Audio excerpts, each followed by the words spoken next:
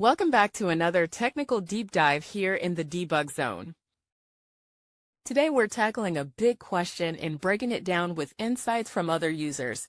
Hopefully this clears up some misconceptions and helps you get the answer you need. So buckle up, stay a little curious, and let's jump right in.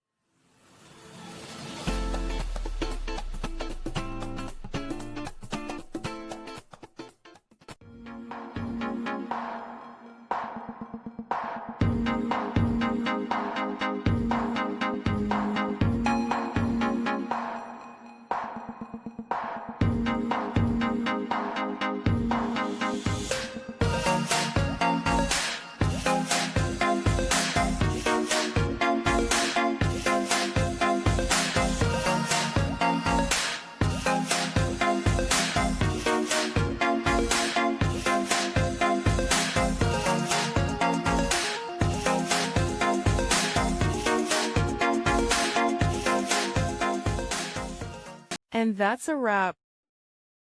I hope you found the answer you were looking for. If you did, take a second to hit that subscribe button. It really helps out.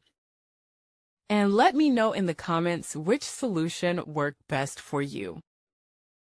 See you next time in the debug zone.